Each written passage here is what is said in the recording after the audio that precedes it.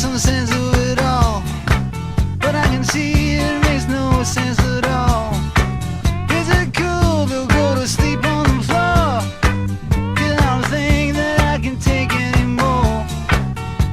Clowns to the left of me, jokers to the right. Here I am, stuck in the middle with you. Good morning, everyone. Lots going on as usual. Today is Wednesday. It's Wednesday. It's not Tuesday. February 25th, 2026. And I got my YouTube stuff going. Okay, we're all good. Hold on, I got to double check. Sorry. $2 billion more to Ukraine. Because, Canada doesn't need that money. It doesn't want that money, is too browbeaten and weak to stand up for themselves. I'm not entirely sure exactly why we're giving $2 billion more to Ukraine. Didn't they just attack an EU nation? Didn't they just cut off the oil supply for Slovakia? Didn't that just happen? Crazy stuff, right? Crazy stuff. Here's $2 billion more.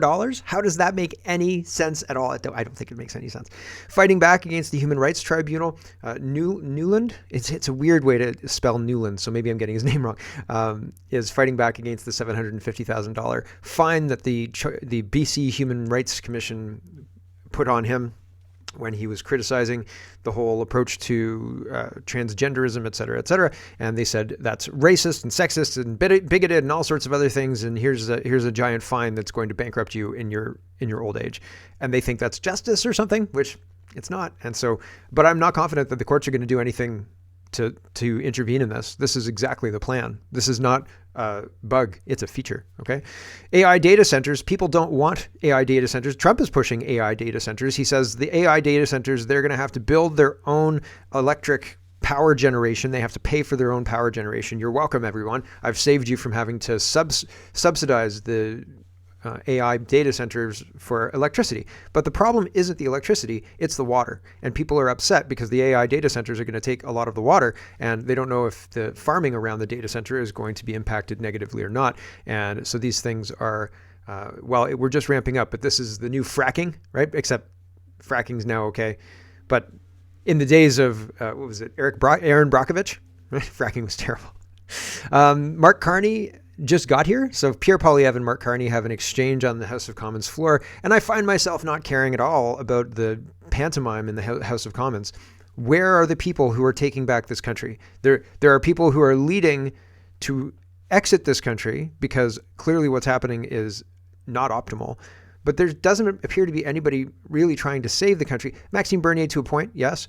But there isn't anybody else. And it's not having the same impact that we're seeing in the United States or that we're seeing in some other countries, Hungary, Poland, some other places. They can stand up to this and their elections don't seem to be rigged.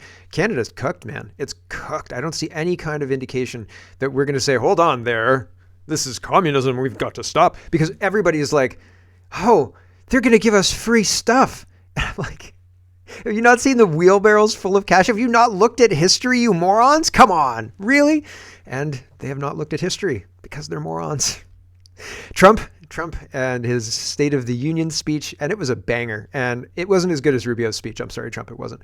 But because Rubio's speech was nice and tight, Rubio doesn't meander, Trump meanders. But I mean, highlighting the State of the Union, this is a barn burner of a State of the Union address. He yelled at Ilhan Omar. He said, and all of the Democrats, in fact, and I'm going to show you, he said, you people should be ashamed of yourselves. And so we're going to start there because it's interesting. And the same people who are trying to take over the United States have full control of Canada. And I really genuinely don't see a pathway to that changing. So lots to get to. Let's get to it. First, here's Trump and the whole State of the Union, but not the whole State of the Union, just the highlights. Here's Trump saying, these people are crazy. These people are freaking crazy. So hold on a sec. I got to get there. Okay, good. Nobody stands up. These people are crazy. I'm telling you, they're crazy.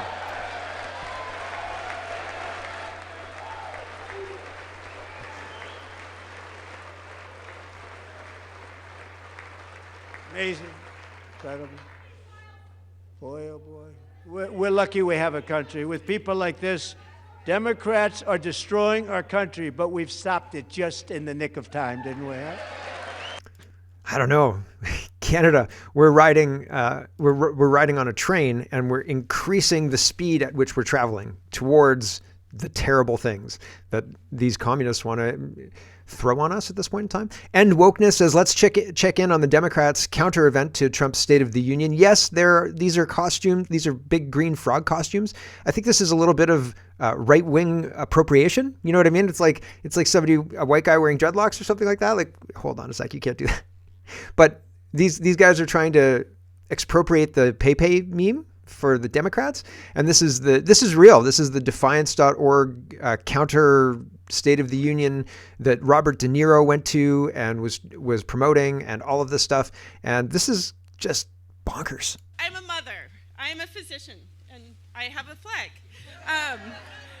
And I am the proud there's like 8 frogs for on the Oregon's stage. 3rd Congressional District.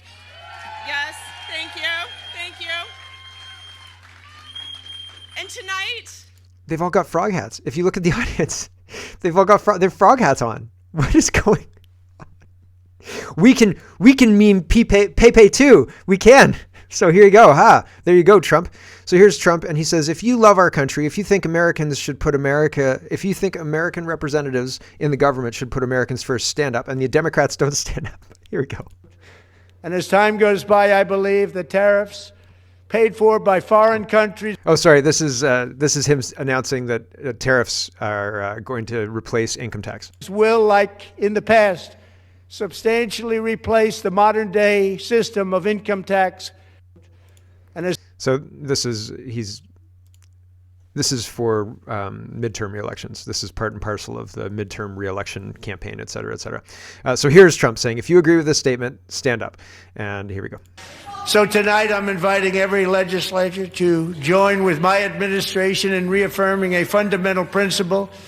If you agree with this statement, then stand up and show your support. The first duty of the American government is to protect American citizens, not illegal aliens.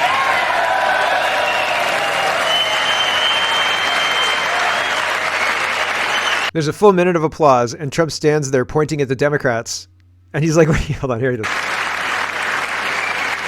What are you doing?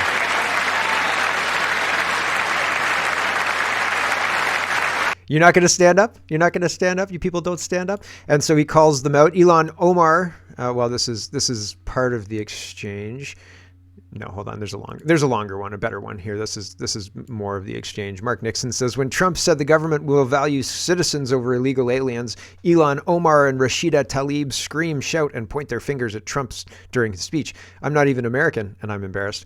So yeah, here's Trump dueling with these ladies, and I think Trump comes out on top. Let's see. You should be ashamed of yourself not standing up. You should be ashamed of yourself. That is why I'm also asking you to end deadly sanctuary cities that protect the criminals and enact serious penalties for public officials who block the removal of criminal aliens. In many cases, drug lords, murderers all over our country, they're blocking the removal of these people out of our country, and you should be ashamed of yourself. Oh, there's more. Sorry, I'm coming in too early. Here, there's still more. 30 seconds.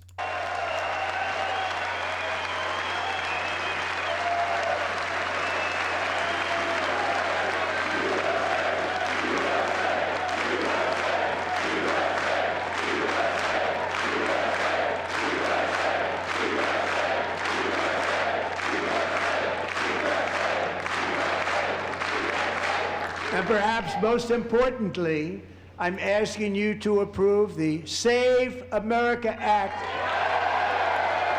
So there you go. Trump knows how to let his audience applaud. He'll let them finish their applause before he moves in and moves on. Wall Street Ape says Donald Trump is declaring we will continue removing illegal alien criminals from our country at the State of the Union. In response, Democrat Representative Ilhan Omar loses her mind. She screams in outrage over removing illegal criminals from our country. Insane. And this feels kind of like a episode of The Office, you know, like we've had the State of the Union and now like everybody's in their office and they're kind of giving interviews, right? And The Office was a really good show in the first couple of seasons. Here is this woman. Oh, I queued it up further. We'll just listen. It's 30 seconds. What did you think about that moment when the president was asking Democrats to stand up for American citizens during that part of the speech when he was talking about immigration and immigration enforcement efforts? I think you can agree with the what, like standing up for American citizens, but I disagree with the how. And so it's always about how do we bring our country together, but not stand on the backs of others. There's thinly veiled racist language, anti-immigrant language in what he was asking, and that was uncomfortable. What did you think about that moment? Thinly veiled anti-immigrant rhetoric. If you believe that representatives should focus on U.S. citizens, stand up. Oh, that's thinly veiled. That's a dog whistle for racism right there. How dare you? How dare you, sir? Are you kidding? Like, it's crazy. It's hilarious, but it's crazy because these people really believe it. Here's Trump talking about income tax. So sorry, this was a little bumpy, this one, this series of tabs here. But Trump talking about income tax, and he's promising again in the State of the Union to use tariff revenue to remove the income tax from American citizens. That's a lot of money. It's a lot of money, and it makes Canada even less competitive. If I'm a big brain in Canada and I can go to the United States and be a big brain in the United States and get no income tax, hello USA, right? And Canada can't compete to that. It's insane. And so here's Trump just talking to Rogan just as a reminder of he's been consistent about this. I don't think this is a passing thing, but it's a big move. Right. And so he's been stacking the deck for this since his first term, I think. Here's Trump and Rogan. Unless they pay a big price, and the big price is tariffs. And he'd speak like that, but he was right. And then around in the early 1900s, they switched over stupidly to, frankly, an income tax. And you know why? Because countries were putting a lot of pressure on America. We don't want to pay tariffs. Please don't. Believe me, they control our politicians. If you look at the kind of numbers that these guys make then and now, but we had a commission meeting in the, I think it was 1887. Think of this problem. We were so rich. We had so much money. We didn't know what to do. So they set up a blue ribbon commission on tariffs. And the sole purpose is what to do with all the money we had. We were so rich because we were taxing other people for coming in and taking our jobs.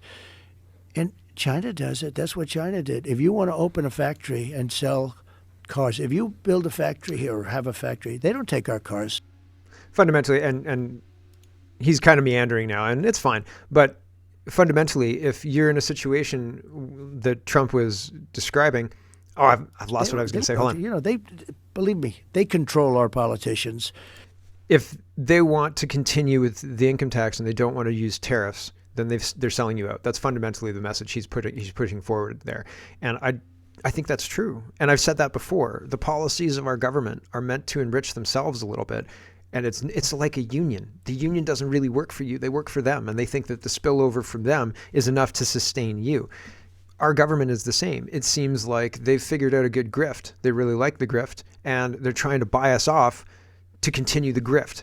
And they'd really rather we not see it. But it's a grift. And if you had somebody who wasn't there for the grift, but was actually there for the citizens, then you wouldn't have a lot of the waste that you've got. And you wouldn't have a lot of the bad outcomes because people would be doubling down on what's good for citizens. And that would open opportunities for people to have families that needed only one worker, cheaper homes because you're protecting that kind of thing for the citizens rather than opening it up to the entire world, like come and invest China in our Vancouver real estate, that kind of stuff. If you're prioritizing the citizen and not your grift, you wouldn't do that kind of stuff. That's what I'm saying. That's fundamentally what I'm saying.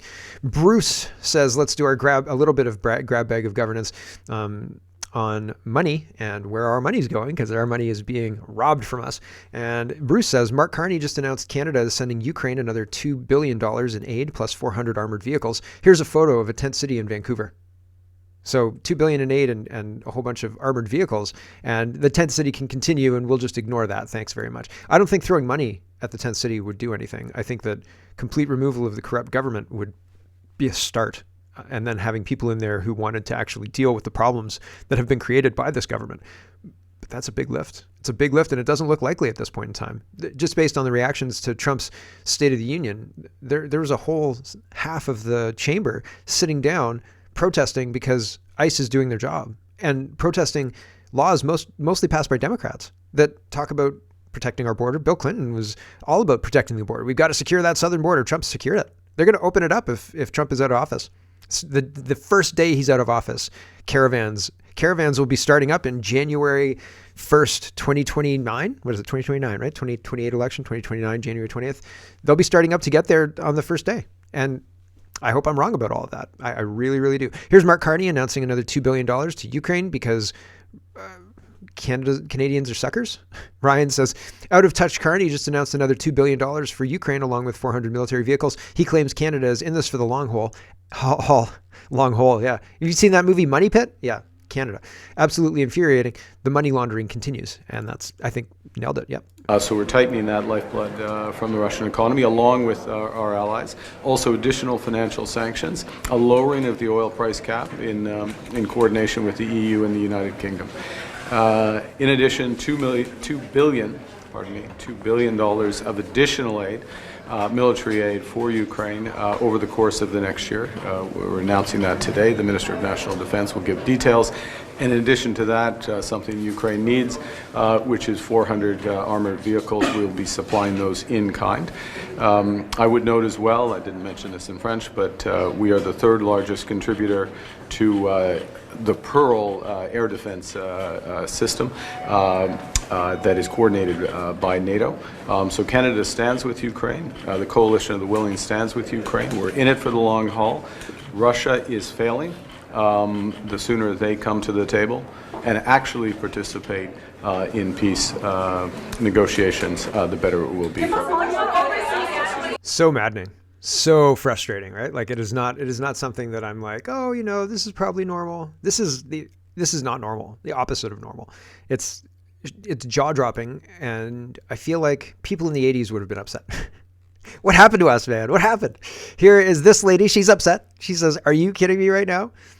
One of the things. No, I'll talk about it during the other section.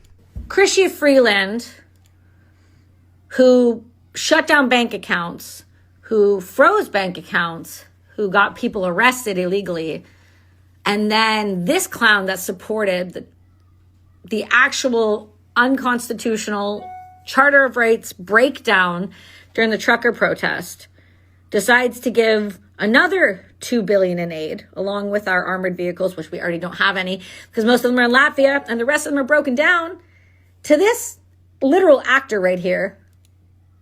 To do what? To fight what war? Because yes, the war is going on, but is this starting to feel like a little money laundery to anybody else? Is anybody else done with this idiot here? Anybody? Or are you guys just cool with the continued taxes where it's going to go to a corrupt government? Because at this point, I really don't know how the CRA or anybody can justify taking taxes for Canadians when now we are over $4.5 billion in one calendar year. Nobody have a problem with this? Some days, right? Some days my thoughts come out of other people's heads, or out of their mouths. I hope my thoughts don't come out of other people's heads. Yikes. This guy says, the money that we're sending to Ukraine doesn't make it to any Ukrainians at all. Here we go. What that country is, everyone from in Canada who is Ukrainian, Canadian, Ukrainians, immigrants, first generation immigrants, like myself, who moved to Canada, got their Canadian citizenship. We all know why we left that country. And that's the exact reason. That money do not ever reach Ukrainian people. Consider it to be gone. I want to tell you something. It might not be populistic. I mean, it's a good marketing campaign for Canada, and definitely Ukrainian people are going to love that, even though I'll tell you, my mother is a pensioner in Ukraine. My brother, he's working there. They get not a penny of that money. No government support, no pension increased subsidies and things like that. It all goes somewhere. It never reaches an ordinary Ukrainian. That's a huge amount of money. It could potentially solve a lot of problems here in Canada. And a lot of people are going to say, well, you should be grateful. You're Ukrainian. You're a Ukrainian citizen. But first of all, I want to tell you, I'm Canadian as well. And I believe that kind of money could be really spent here in Canada for Canadians, for veterans. Yeah, and it probably should be. And so why is that a radical position? Why is that far right? I don't think it is at all. It's not. They're gaslighting us into a position that we would otherwise not hold. Otherwise, most people, I think their neutral position would be, yeah, we should not send money to other countries so they can wage war. We should keep our money and, fix the roads, make sure that we're nice and defended, nice and strong, so other people don't want to invade us and stuff. China. But instead, we send billions of dollars to Ukraine, and our military doesn't have sleeping bags. So, do we have sleeping bags now? I don't think we have sleeping bags yet. Michelle says another $2 billion for Ukraine. If you aren't mad yet that our country is going broke while our government launders money to Ukraine, you're beyond help. Yeah, so people are upset, but again, we're not coalesced around all of this. Cat Canada says, reporter asks a Liberal MP, Anita Anand, how can we convince the average Canadian that after 4 years, it's still important to support Ukraine? Who's we here that he's referring to? Reporters in the Liberal government? I didn't realize that their job was to tell citizens what to think. I don't want to listen to these insufferable people, but this is the kind of stuff they're talking about. How do we convince them to send more money to launder more money to Ukraine? How about, no, I don't want to. I think it's a terrible idea. This guy highlights the problems with our system because our system is supported and artificially, the prices are artificially increased because government is going to pay for it. So it's like, do you want pictures? Right? An individual picture is very cheap. It's not all that expensive. Add wedding pictures. Now we're talking thousands of dollars. Fundamentally, it's the same thing, right? Market it a little different. It's a lot more. You're putting this medication through insurance or are you paying out of pocket? Your doctor might ask you and you say insurance, you get the expensive one. Out of pocket, you get the cheap one. Weird, right? And there's other examples. People in the United States